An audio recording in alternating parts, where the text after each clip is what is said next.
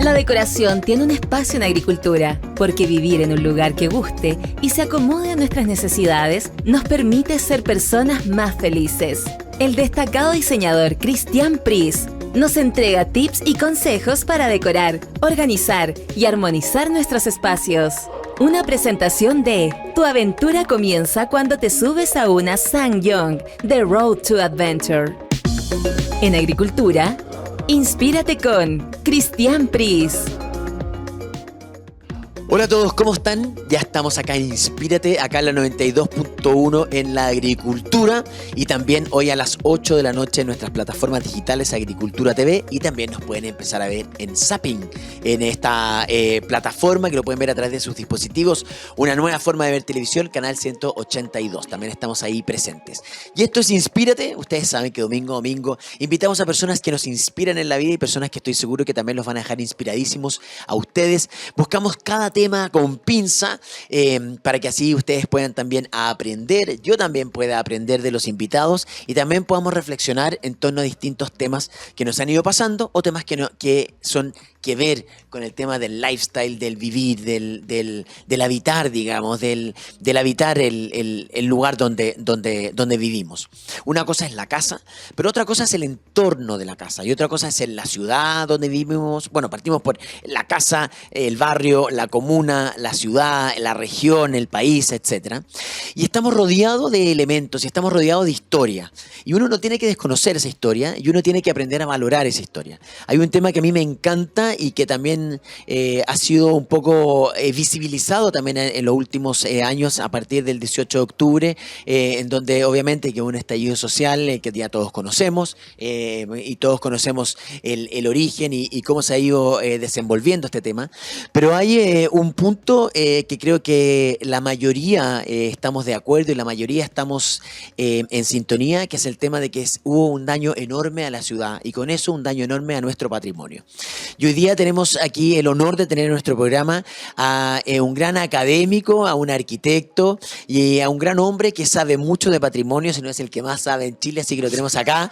Hoy día en Inspírate a don Dino Bozio. ¿Cómo estamos, Dino? Bienvenido a Inspírate. Hola, Cristian. Feliz de estar acá contigo, feliz de estar con los auditores de Inspírate y no exageren las presentaciones, por favor. Bueno, es un niño de pecho del patrimonio. Bueno, pero tú haces clases en la Universidad Católica. Yo hago ¿no? clases en la Universidad Católica. En este momento dirijo también el Magíster en Patrimonio Cultural de la UC desde mayo de este año, una actividad relativamente nueva para mí. Hago clases en ese magíster. Mayo del año pasado, espérate, todavía no estamos en mayo. Es que, por favor. Que heavy, estamos... No, yo los cheques los anulo hasta marzo, más o menos. La historia pasa y uno se va quedando. Eso podríamos volver en temas de patrimonio después a eso. Ya, pero tú eres arquitecto de profesión, ¿no? Yo soy arquitecto de profesión. Tengo una oficina de arquitectura, me dedico, entre otras cosas, al patrimonio en la profesión y en el ámbito académico, soy profesor en la Universidad Católica, en la Escuela de Arquitectura y, como te digo, además dirijo este magíster en patrimonio cultural, que no es un magíster en patrimonio arquitectónico, es en patrimonio cultural, es decir, amplio, interdisciplinario, con participación, de hecho, no solo de la Facultad de Arquitectura, sino que de otras 3 facultades de arte, de ingeniería y el Instituto de Historia. O sea, bien variado, bien variopinto para tomar los distintos aspectos de este tema que es tan relevante, que es el patrimonio. Pero súper interesante, porque no hay una sola mirada del patrimonio, es una cosa colaborativa, digamos. Absolutamente. El matrimonio, iba a decir. Eso, iba a decir el matrimonio. El patrimonio es complejo. El matrimonio es más complejo, pero eso es para otro programa. Pero que también puede ser un patrimonio. También puede ser hay que cuidarlo casi tanto como las cosas viejas. No, el patrimonio es un fenómeno sumamente complejo, muy dinámico, y en el que participan esferas muy distintas de nuestras vidas. Evidentemente hay un área que a todos nos resulta evidente y en la que, por así decirlo, todos tenemos mayor claridad que existe, que es justamente algo de lo que tú mencionabas al principio, que tiene que ver con objetos, construcciones, monumentos históricos. Eso podríamos decir que es una parte del patrimonio. Pero con el tiempo hemos ido aprendiendo que este fenómeno complejo del patrimonio, antes que en esos objetos, en esos edificios que son muy importantes, reside en las personas. Reside en las comunidades, reside en esos valores que compartimos como sociedad y que vemos reflejados o representados en esos monumentos y en esos edificios históricos y en otras actividades incluso de la sociedad, en comida, en música, en fiestas, en memoria política, memoria cultural, y por lo tanto un fenómeno complejo y dinámico. Claro. No es una cuestión que, no tengo idea, la catedral está ahí construida y porque es la catedral y es antigua, ¿fue siempre patrimonio, va a ser patrimonio? No. Cuando recién se construyó era una iglesia muy importante, pero que no llegaba todavía a ser patrimonio. Hoy día no tenemos duda de sus valores patrimoniales, pero sí como sociedad hemos cambiado y hemos evolucionado el sentido patrimonial que le damos a ese edificio. Para dar un ejemplo, que cada ciudad donde nos estén viendo algunos de nuestros auditores o quienes nos ven en video, tiene su iglesia catedral. Bueno, cada uno de nosotros entenderá que esa iglesia catedral, por ejemplo, ha ido variando en su valoración y por lo tanto su condición patrimonial se muta en el tiempo y a Dios gracias es así, digamos. Afortunadamente las cosas no son tan rígidas. Oye, qué interesante, no lo había mirado desde esa perspectiva. Espérate, entonces existen cosas tangibles que son patrimonio y cosas intangibles que son patrimonios. Perfecto, un 7. Muy bien, eso es. Lo entendí. Eso si hubiera sido todo alumno, hubiera sacado un 7, ¿o no? Digamos, en la introducción. En la primera pregunta. En la introducción estamos. ¿Qué cosas intangibles son patrimoniales? Como te digo, súper amplio, súper amplio. Pensemos, pongámonos en el caso chileno porque podríamos ir a otros ámbitos. Pero pensemos que para nosotros chilenos cuestiones tan evidentes como nuestra comida, como un pastel de choclo, como una paila marina, como... ¿El himno nacional es un patrimonio? El himno nacional seguramente sí, pero también la cueca chora, también la cueca, los bailes nortinos, que se dio la tirana. Ahí tienes no solo la música, sino que tienes un evento, tienes una manifestación cultural, de nuevo, sumamente compleja. Tienes factores religiosos, tienes factores musicales, hay cuestiones de danza, hay asuntos teatrales. Hay un pueblo que es la Tirana, que tiene este significado, o sea, todos sabemos de qué se trata la Tirana. Y resulta que la Tirana, buena parte del año, no está esa fiesta ahí. Claro. Se activa solamente para la fiesta de la Tirana respecto de esa fiesta. El pueblo tiene otras cosas muy interesantes. Claro. Entonces, el patrimonio intangible está en amplios ámbitos. En la artesanía, por ejemplo, la cerámica de Quinchamalí acaba de entrar a ser reconocida como patrimonio de la humanidad, por ejemplo. Oye, la cerámica, ¿por qué? Porque no es solo la cantora negra de greda, que todos conocemos, muy bonita, sino porque hay una cultura en torno a ella, que son las artesanas que lo fabrican, pero también es, por ejemplo, el lugar del que se extrae la arcilla con la que se hace, por lo tanto, las aguas con las que se hace, te fijas, también empieza a cambiar de escala, y ahora hablamos también de paisajes culturales, es decir, a una gran escala la cuestión patrimonial. El Camino del Inca, el Chapañán, ponte tú, una cuestión que es patrimonio de la humanidad, pero que recorre Sudamérica casi entera.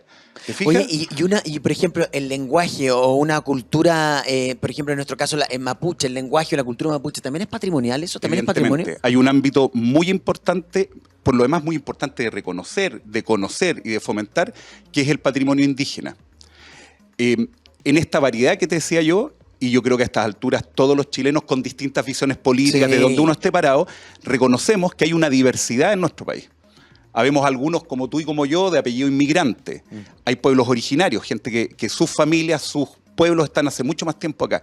Y cada uno de nosotros ha ido contribuyendo con nuestras diferencias y con nuestras cuestiones en común a esto que llamamos Chile. Y por supuesto que el mundo indígena, no solo de los mapuches, digamos, todos nuestros pueblos indígenas tienen sus propios patrimonios y además han aportado aquello que entendemos como un patrimonio de todos nosotros. Oye, Dino, y en un minuto dijiste, entró ahora la categoría patrimonial. ¿Quién decide y cuáles son los requerimientos para poder entrar a esta categoría patrimonial? Yo diría que separémoslo en dos ámbitos. ¿Ya? Uno más evidente y que probablemente a todos nos resulta más visible es que hay toda una institucionalidad del patrimonio. Está el Consejo de Monumentos Nacionales, hoy día tenemos un Ministerio de las Culturas, las Artes y el Patrimonio, relativamente reciente, además de una serie de estructuras internacionales que fomentan y cuidan el patrimonio.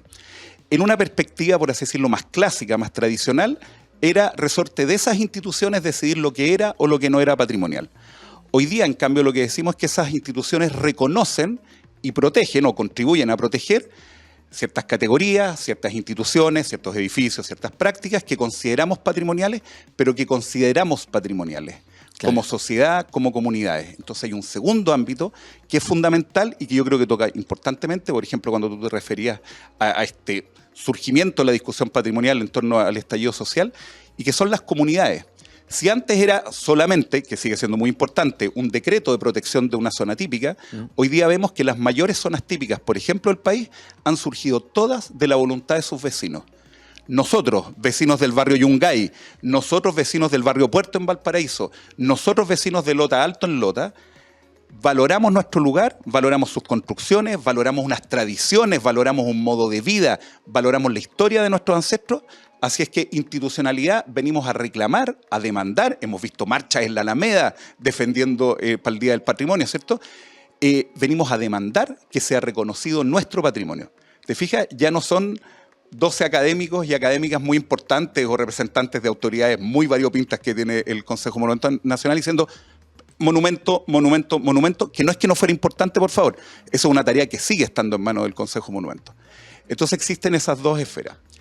Y por otro lado, esa esfera popular, social, ha agarrado muchísimo más fuerza y más dinamismo que la parte oficial.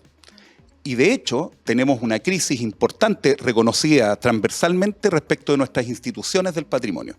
Hay una ley del patrimonio cultural que está dormida en el Congreso, aprobó una primera parte en el gobierno anterior, votada transversalmente, a la que hay una serie de críticas porque no se puso al día con algunos temas, críticas que son absolutamente válidas, pero mientras esa ley no se aprueba, la gestión del patrimonio, la protección del patrimonio de las comunidades sigue retrasada con una ley dictada a fines del gobierno del presidente Frei Montalva, pero que en la práctica retoma un decreto de los años 20.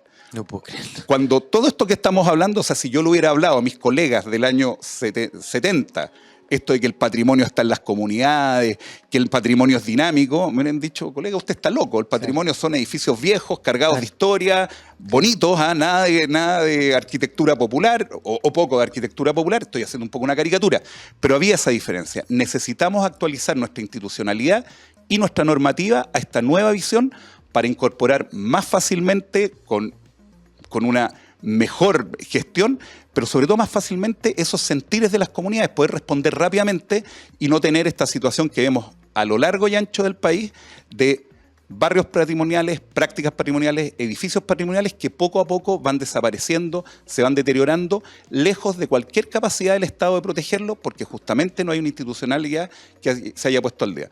Mensaje, urge aprobar la ley de patrimonio, con todas las modificaciones que corresponda, pero urge aprobarla. Pero es que, de todas maneras, o sea, con lo que me estáis diciendo ahora, de todas maneras, y qué bonito lo que ha ido pasando naturalmente, porque lo que hablábamos al principio, el patrimonio va evolucionando, tú bien lo dijiste, va evolucionando la forma de mirarlo, a lo mejor aquel edificio o aquel acto patrimonial, pero qué bonito que además empiece a las mismas comunidades o las mismas personas a valorar ellos o a decir qué es lo que consideramos como sociedad que es un elemento patrimonial y que no sea un mandato de un gallo de arriba que diga esa escultura, esa estatua, esa iglesia. Punto. Correcto. ¿Cachai? Correcto. Lo encuentro precioso. Lo encuentro muy, muy bonito. Oye, Dino, espérate, y siempre hablamos de que hay una fuerte cosa también histórica, obviamente, de contextos históricos que han pasado, que evidentemente que se haya dejado algún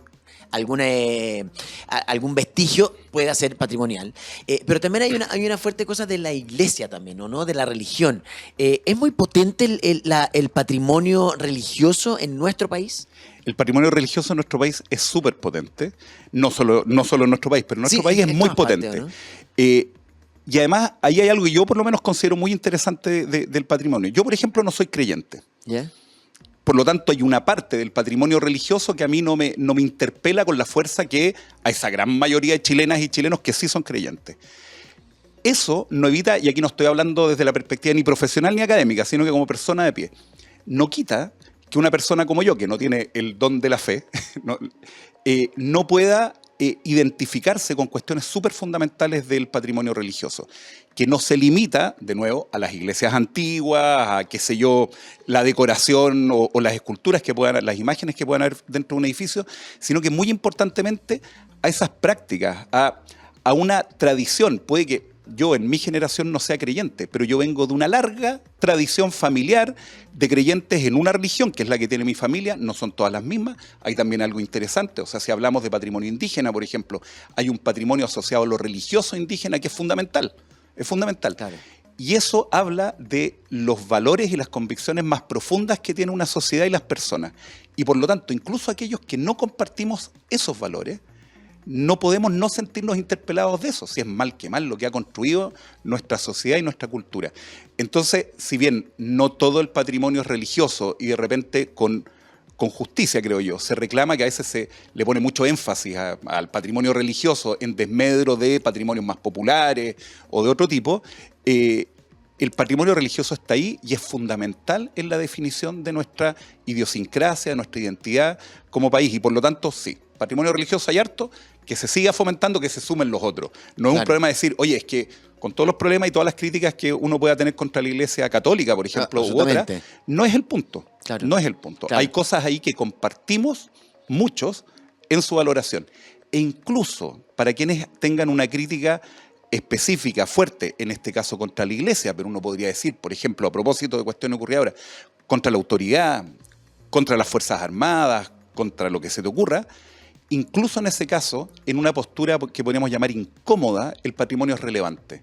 ¿Te fijas? Total. No es un problema de borrar la historia, de borrar el patrimonio, no. Es un problema de entenderlo, de reinterpretarlo, de entender que de repente hay un patrimonio incómodo. Pensemos en los sitios de memoria, lugares de memoria política, digamos, donde en Chile hubo torturas, donde hubo desaparecidos y qué sé yo. Eso, que es una cuestión terrible, que uno quisiera absolutamente que no hubiera ocurrido, ocurrió. Tenemos que cuidar esos lugares. Esos lugares nos enseñan otras cosas y ojalá nos ayuden a prevenirlas, que no vuelvan a ocurrir. Eso es absolutamente incómodo. No son cosas bellas. No es algo que queramos recordar porque es lindo. Lo queremos recordar porque es parte de lo que nos ha construido como sociedad. Y justamente ahí el valor que compartimos a esta altura, yo creo, transversalmente, es un valor, es una apreciación negativa hacia lo que ahí ha ocurrido y por lo tanto hacia ese lugar. Pero es muy importante cuidarlo. ¿Te fijas?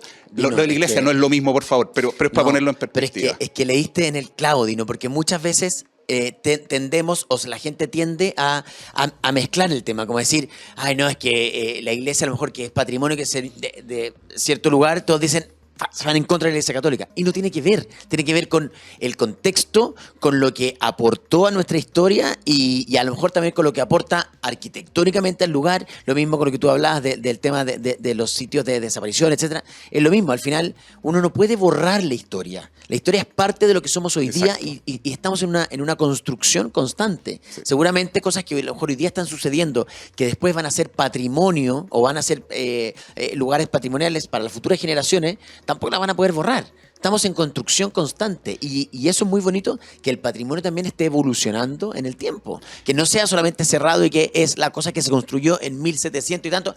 ¡Paf! Eso es patrimonio. Exacto. No, puede ser patrimonio algo que está sucediendo hoy. Pensemos que si vamos a la arquitectura, para traerlo así como en la cancha en que yo estoy más cómodo dentro del patrimonio, insisto, esto es totalmente interdisciplinario y habrán opiniones muy diversas de disciplinas distintas. Pero, por ejemplo, en la arquitectura, tenemos hoy día declarados monumentos nacionales, protegidos, entre otras cosas, por voluntad de sus propias comunidades, edificios de arquitectura moderna, edificios de los años 60, de los años 50 y 60. Qué reciente. ¿Te fijas? Súper reciente. Y probablemente mucho de la arquitectura que vemos construyéndose hoy día, y no estoy hablando de estupendos y magníficos edificios de clase alta, por así decirlo. Barrios interesantes que se están construyendo, buenos parques, buenas poblaciones que se estén construyendo, muy probablemente van a llegar a un rango en que sean protegidas porque las propias comunidades las empiezan a valorar. Lo histórico, claro que es importante, pero es una construcción que además es fundamental para poder dialogar con ese patrimonio, para poder entender, por ejemplo, cómo densificamos los centros de nuestras ciudades para no comernos el estupendo campo que tenemos, radioagricultura, a esta altura que a poco de cultivar en torno a nuestras ciudades porque las ciudades se han ampliado, ¿cierto? Bueno, ¿cómo hacemos para, por ejemplo, en el centro de nuestras grandes ciudades de Santiago, de Concepción, de Talca, de Antofagasta, de Valparaíso, dar vivienda, que hoy día es una demanda muy, muy importante de nuestra sociedad, pero una vivienda que no solo cuide lo viejo construido, que cuide esas prácticas urbanas que valoramos, esa calidad de vida que tienen nuestros centros, que recupere, que ayude tal vez a recuperar algunas de esas características urbanas que se han ido perdiendo, porque durante muchos años fue de oficina. Entonces, por ejemplo, el centro de Santiago conocemos bien, ¿cierto? Sí. A las 8 de la noche, el centro de Santiago muere o moría, ahora está activo, hay que ver cómo manejamos solo activo, otro tema, moría de un momento a otro. ¿Cómo se hace para que haya oficina y haya vivienda, pero al mismo tiempo cuidemos el estupendo barrio cívico, qué sé yo, los bellísimos edificios de la calle Huérfano, la Plaza de Armas, de cabeza en el tema urbanístico. Exacto. 100%. Hoy está demasiado interesante la conversa, Dino. Pausa y volvemos acá en la agricultura conversando con Dino Boccio sobre el patrimonio cultural. ¿Qué tipo de aventura queréis vivir? ¿Rexton, Corando, Muso Grand o Tivoli? Con más de 67 años en el mercado, say yes a tu nuevo SsangYong en sangyong.cl. Toda aventura tiene un punto de partida. Say yes a una nueva aventura en tu vida. Say yes a los modelos 2022 de SsangYong. La seguridad de Corando, la grandeza de Rexton, el estilo de Tivoli, la potencia de Muso y Muso Grand para aventuras más exigentes. Say yes a tu nuevo SsangYong en sangyong.cl.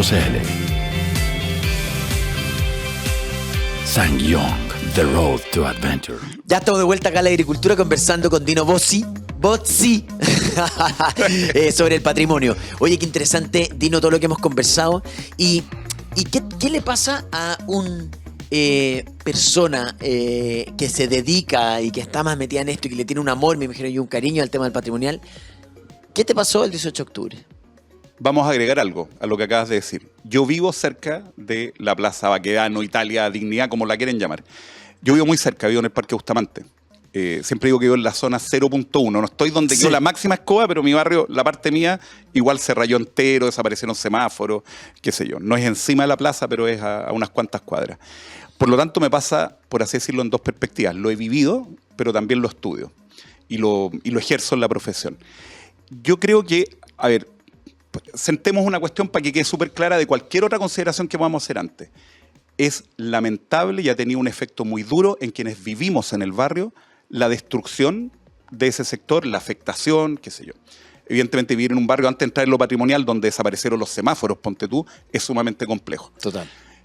Ocurrieron en ese sector cuestiones que son inaceptables, que van desde la quema de iglesias, estábamos recién hablando del patrimonio religioso, representa una cantidad importante de nuestra población, y un grupo de personas se permiten de un día para otro quemar un templo. También vimos otras cuestiones que están en el ámbito de la represión, absolutamente desatada, que también son absolutamente inaceptables y que además afectan a personas, no solo a edificios, y por lo tanto, yo diría que es un contexto en que podríamos estar todos de acuerdo que son cuestiones que, por así decirlo, total, no se hacen. Transversal. Dicho lo cual, evidentemente hay una afectación muy importante en los grandes centros de nuestras ciudades. A mí, como digo, me toca directamente el centro de Santiago, pero en otras grandes ciudades del país pasa lo mismo. Una afectación al espacio público en general y en particular a monumentos, edificios históricos, edificios culturales. El Museo Violeta Parra, por ejemplo, ahí mismo quemado, digamos, prácticamente destruido. Por lo tanto, hay una afectación. O sea, en el reconocimiento de ese patrimonio, en todo lo que estábamos hablando, estos valores asociados y qué sé yo, cuando hay una afectación tan grande de ese elemento que lo representa materialmente, evidentemente el patrimonio se ve afectado. Total. Ahora bien, yo creo que también hay que tomar en cuenta, para entender el fenómeno, que esa afectación del patrimonio, ese vandalismo, ese daño al patrimonio, ocurre en un contexto en que cada vez es más valorado este asunto del patrimonio desde antes. Y por lo tanto, para meterlo en el análisis, eso no significa, por así decirlo, validar todo lo hecho, pero para meterlo en el análisis hay que entender que hay una reivindicación de sectores de la sociedad que no se sienten representados por ese patrimonio oficial, protegido, del que hablábamos antes.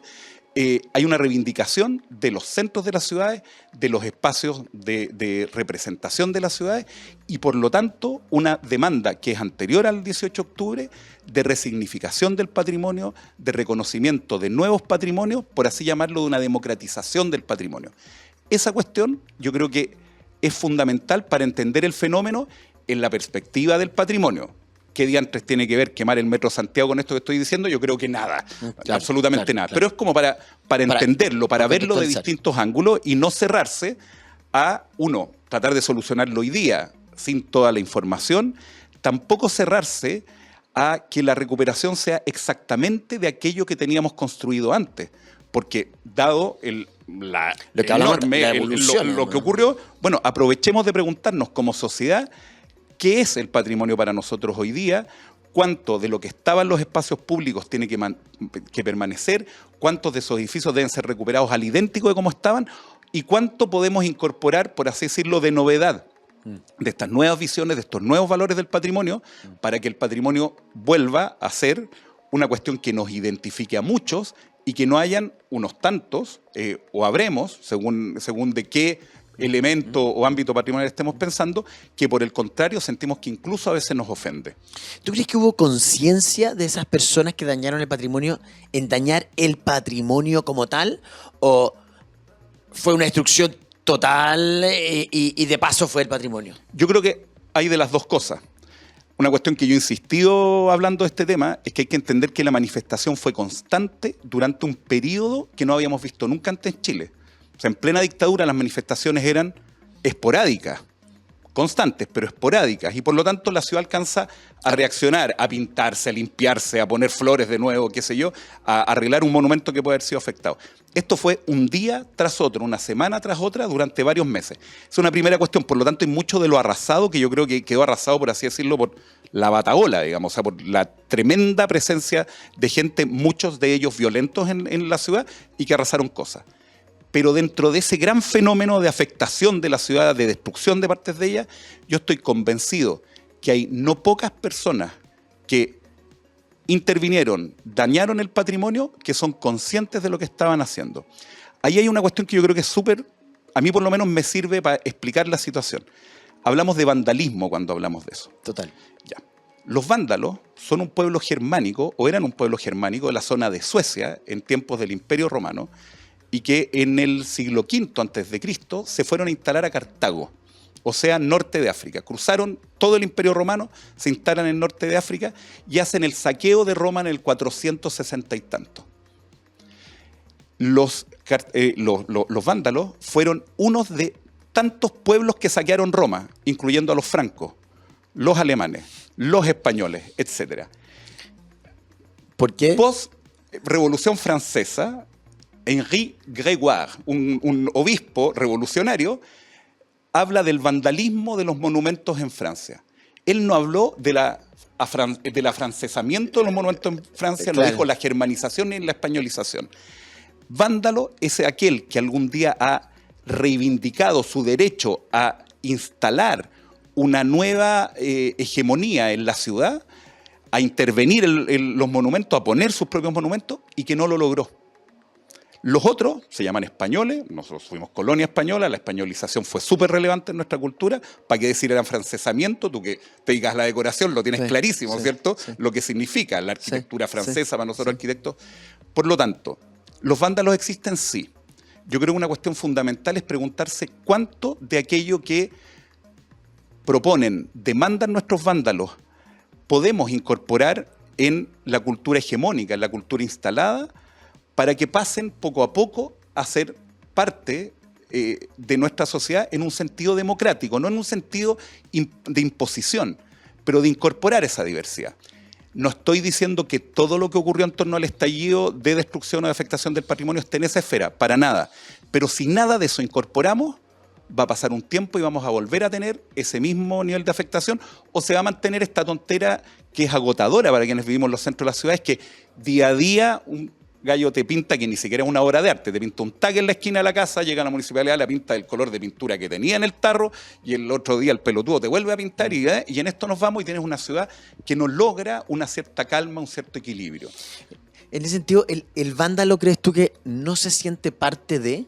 Por eso, yo creo que sí. ¿Sí? No es que no sepa, como los vándalos por algo tocaron Roma, tenían clarísimo que el centro del poder estaba en Roma. No es que el vándalo no entienda, creo yo, esto es una teoría personal y algo coincide con lo que he visto en la práctica, no es que el vándalo no reconozca el valor patrimonial de eso, pero lo que sí tiene claro es que ese valor patrimonial no lo representa.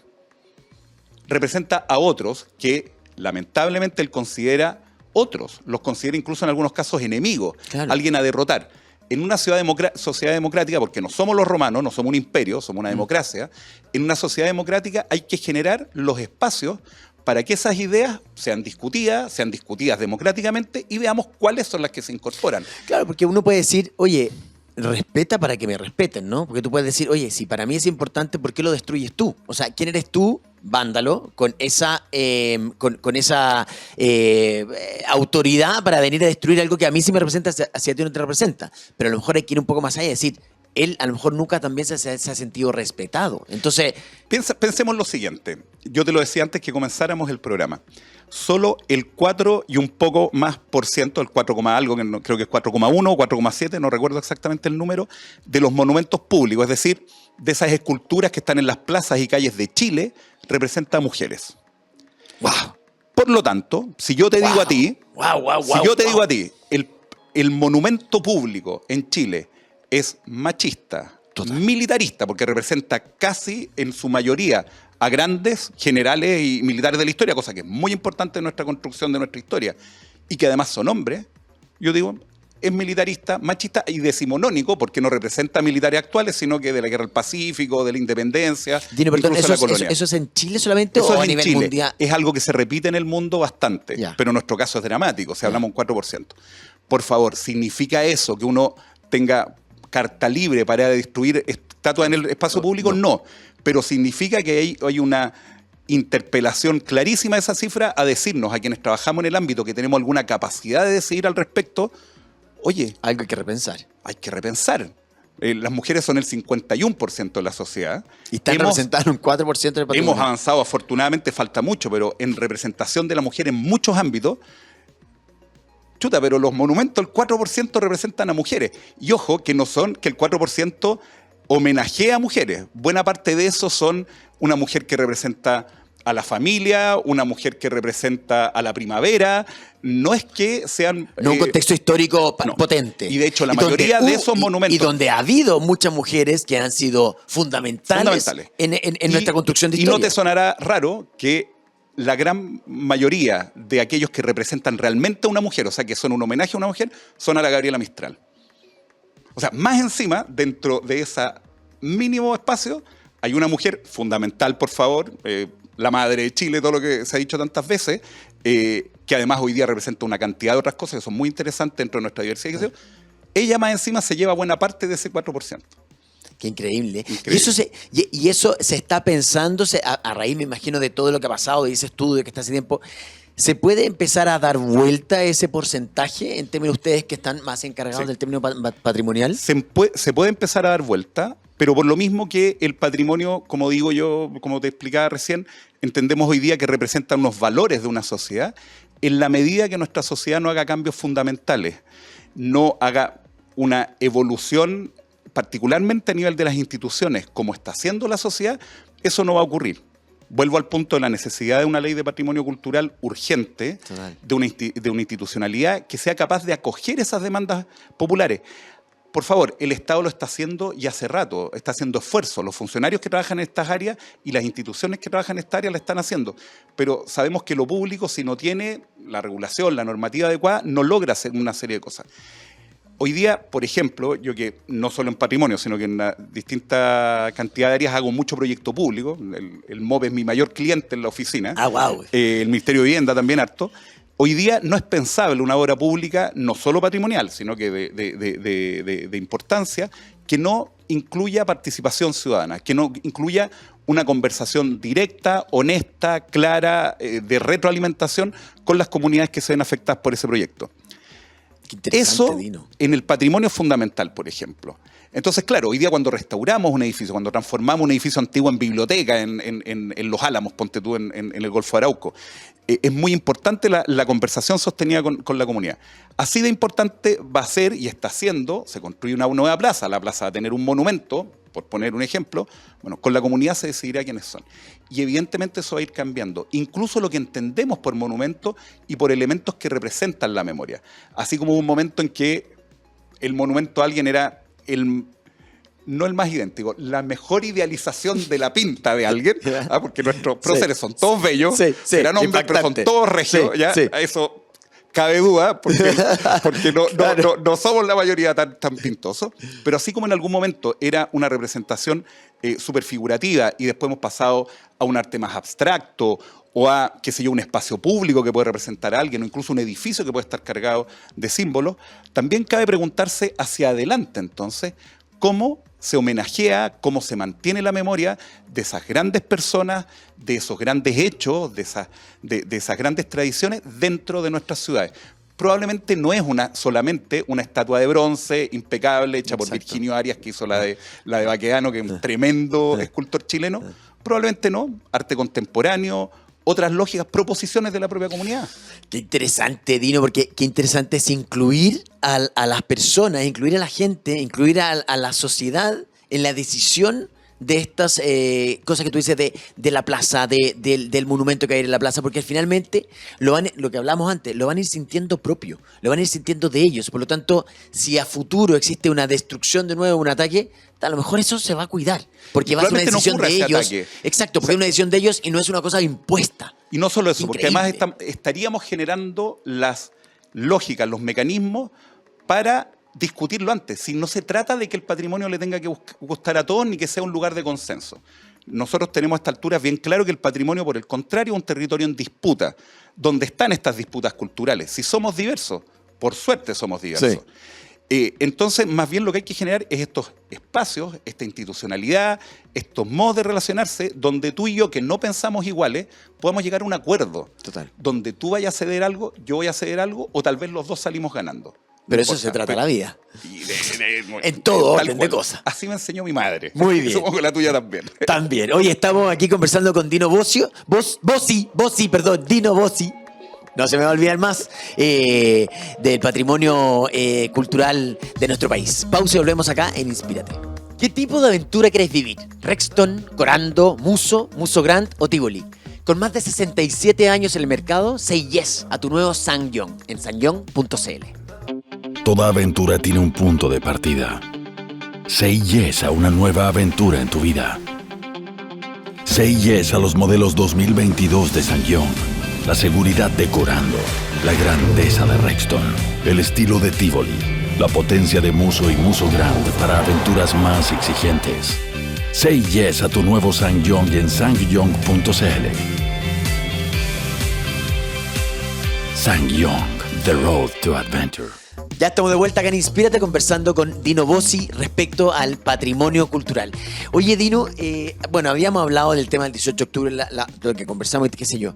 ¿Se ha ido recuperando algo de nuestro patrimonio a lo largo de Chile? Porque siempre pensamos que fue en Santiago, ¿cierto? Pero oye, Valparaíso, Antofagasta, Concepción, o sea, todas las ciudades de nuestro país fueron afectadas con el 18 de octubre que todos conocemos, ¿no? ¿Se ha ido recuperando? ¿Ha habido así como trabajando a toda máquina? ¿Para dónde va el cuento y en qué estamos? No ha sido a toda máquina.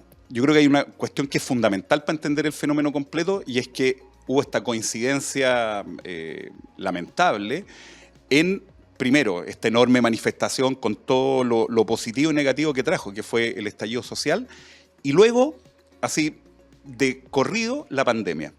Y la pandemia ha tenido un efecto en nuestros espacios urbanos enorme.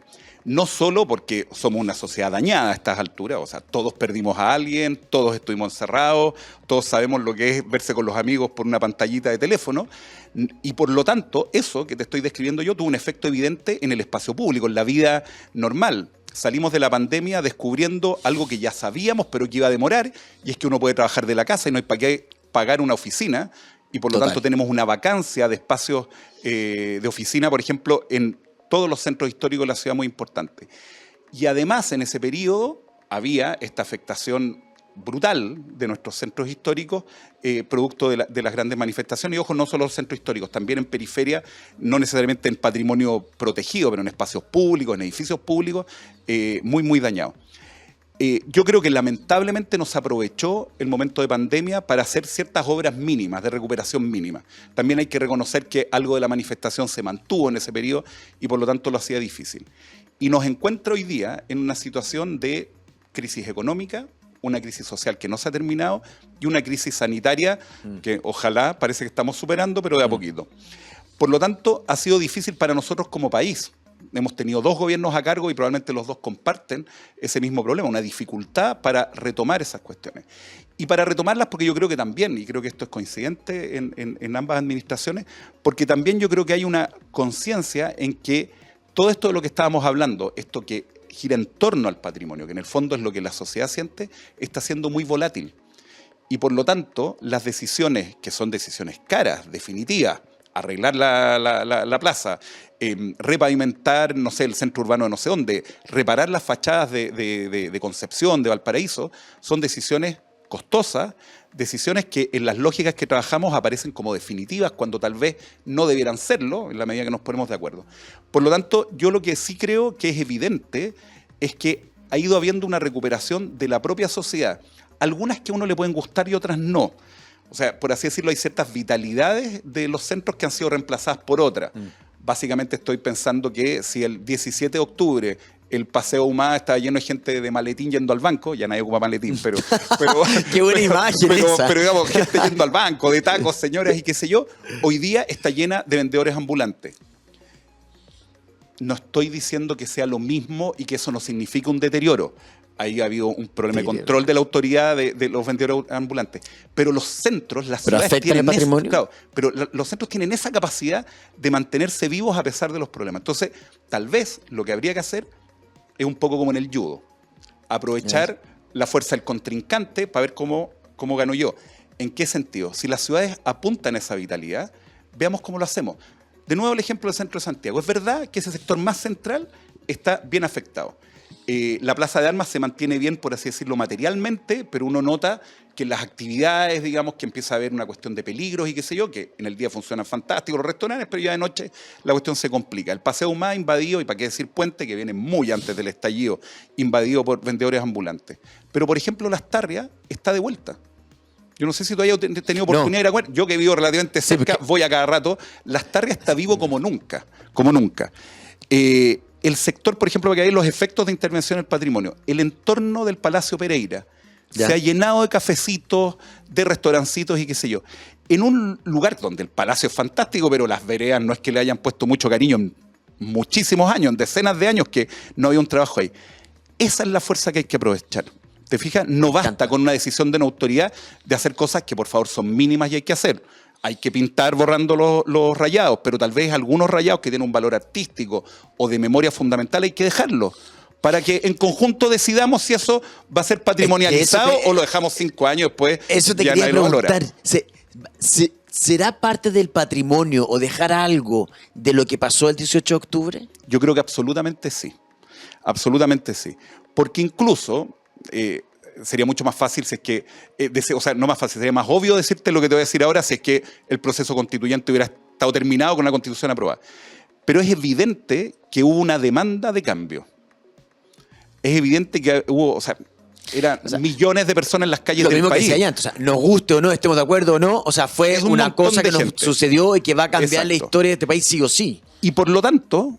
Desde la calle 18 de octubre, que aparecerá en no sé dónde, como tenemos nombres de calles que recuerdan otros eventos de nuestra historia, desde eso a, como te digo, unas redefiniciones de aquello que consideramos patrimonial, de cómo deben ser los espacios públicos, de cómo los hacemos más integradores, de cómo los hacemos más ecológicos, más sostenibles en el tiempo y qué sé yo. En ese aspecto hay que pensar que la ciudad tiene unas inercias enormes. Es muy difícil matar la ciudad, pero también es muy difícil cambiar procesos negativos en positivos. Esta cuestión es lenta y requiere la participación de todos. Y yo en lo personal, esto es una visión personal, estoy convencido que no basta con la decisión de la autoridad. La decisión de la autoridad tiene que ser compartida con a quienes dirige, con el pueblo, con los vecinos, con los ciudadanos. Y del modo más amplio posible. De nuevo, para validar aquello que se hace. Igual que, como te digo, vamos a hacer una biblioteca, nosotros le preguntamos a la gente cómo quiere su biblioteca y no solo eso, muchas veces hacemos la biblioteca porque la gente te la está pidiendo. Exacto. ¿Te fijas? Está el edificio viejo ahí, no se sabe para qué ocupar, llega la gente del gobierno regional, oye, tenemos la casona no sé cuánto, queremos una biblioteca. Oye, tocaste dentro de la conversación el tema del centro que se está recuperando de a poco, ciertos sectores y qué sé yo, pero tocaste el tema también del comercio ambulante, de las carpas azules, ¿no es cierto?, que estamos viendo, etcétera. ¿Afecta de cierta manera la seguridad de nuestra ciudad, el patrimonio? ¿Tiene que ver con eso? De que ya a lo mejor me da susto ir a tal lugar que antes iba con felicidad o tranquilo y me da susto ahora ir a conocer nuestro propio patrimonio. ¿Lo está afectando de alguna forma? Yo creo que sí. Creo que es muy importante el deterioro de la ciudad en términos de cómo la percibimos. O sea, un lugar limpio, bien iluminado, bien diseñado, incluso bien mantenido, es un lugar donde seguramente te vas a sentir más seguro que un lugar, primero, invadido por gente que no conoces. Pueden ser fantásticas personas, pero tú no las conoces. Y ahí hay un problema. Cuando no nos conocemos entre nosotros hay una primera cuestión. Pero hay otra cosa que es innegable, y es que ha habido un aumento sostenido desde hace harto tiempo hasta la fecha de violencia en nuestras ciudades. El propio estallido es una expresión de eso, pero luego violencia criminal, digamos, violencia delictual, eso está. Y eso claramente aleja a las personas. Pero ahí se produce una paradoja que hay que cortarla, y en eso la autoridad es fundamental, pero también somos fundamentales los ciudadanos. En la medida que nosotros entregamos el espacio público, o más bien, que abandonamos el espacio público, los ciudadanos y las ciudadanas, abandonamos el espacio público, alguien lo va a tomar. Ese que lo va a tomar es un otro. Algunos son gente que legítimamente necesita un lugar donde vivir y ponen una carpa. Eso no los hace delincuentes, lo hace una persona que necesita un lugar para vivir y puso una carpa. Pero también lo entrega a algunos de esos que vienen carpa, a algunos de los que estamos encerrados en nuestras propias calles, en nuestras propias casas, que van a hacer un uso de ese espacio que no es el que la sociedad quiere. Pero si la sociedad no está en ese espacio, ¿cómo controla? Exacto. No hay nada que haga un lugar más seguro que sus propios vecinos lo ocupen, que una calle tenga niños jugando, tenga la abuela asomada por la ventana, que esté sentado el viejito tirándole pan a las palomas. O sea, lo que tú comentaste en la Plaza de Armas, o sea, ahora igual el uso de la Plaza de Armas cambió. Pero por supuesto. Pero absolutamente. Pero es porque hubo grupos que la valoraban muchísimo, que la querían, que la han ido abandonando. Entonces los esfuerzos, junto con la recuperación material, tiene que estar en la recuperación del uso de los espacios públicos por la ciudadanía. Una ciudadanía diversa, no una ciudadanía que discrimina al otro. No, por favor. O sea, incorporando aún más gente y además viendo cómo hacemos para incorporar, evidentemente, todo aquello que no tiene que ver con lo delincuencial, pero cómo incorporamos esos nuevos usos y esas nuevas personas que han llegado a nuestros centros, que antes no estaban, como parte de una sociedad diversa, entretenida, etc. Oye, pero ustedes como parte de patrimonio, ¿no es cierto?, que tienen cierta injerencia, digamos, ¿pueden hacer algo por ello? ¿Pueden meterse en el tema de seguridad o de volver a recuperar esa plaza o de volver a recuperar ese espacio que a lo mejor que se fue, como tú dices, se salió las personas que lo usaban constantemente y llegaron a estas nuevas personas a habitarlo? Yo creo que sí. Hay arquitectas y arquitectos y profesionales de este mundo, urbanistas, historiadores, que son gente que reflexiona en torno al patrimonio y la ciudad de distintos ámbitos, que están reflexionando, que están haciendo proyectos, que participan en las decisiones públicas, no solo en el diseño, sino que en las decisiones públicas. Buena parte de eso pudimos verlo en la Bienal de Arquitectura que acaba de ocurrir, sí, digamos, hace una semana, creo que es más o menos, donde justamente vimos discusiones sobre políticas públicas de cómo recuperar esto, de cómo integrar a distintos estratos de la sociedad a nuestras decisiones y qué sé yo. La reflexión está. La gran dificultad, yo creo, hoy día es ese acuerdo. Es recuperar ese acuerdo democrático para en conjunto hacer los cambios que sean necesarios. Yo tengo mucha fe en que lo vamos a hacer. Yo no soy pesimista. Esta idea como que nos fuimos al carajo, yo creo que no. Pasamos un momento duro, tuvimos fiebre, nos peleamos a veces con gente muy cercana a nosotros. Pero como también estuvimos encerrados en nuestra casa, pasándolo como la mona con la pandemia, y de a poco hemos ido recuperando el uso de nuestros parques y qué sé yo. Yo estoy convencido de que la ciudad es el modo más natural de vivir de la humanidad. Total. Este es el lugar donde nosotros mejor nos sentimos. Por algo cada vez aumenta más gente, donde hay oportunidades, donde conocemos al otro, donde podemos hacer negocios, donde podemos compartir cultura y qué sé yo. Esa fuerza es la que los que trabajamos en este tema, las autoridades, pero los dirigentes vecinales, los dirigentes políticos, por favor, y también los manifestantes, también esa gente que ha salido a reclamar a las calles, tenemos que ir empujando. Ya manifestamos nuestro descontento. La pregunta ahora es cómo diantre hacemos que ese descontento se transforme en un contento. Iba a decir lo mismo, no sé si existe la palabra, pero se transforme en un contento. En eso la ciudad es clave y el patrimonio es básico.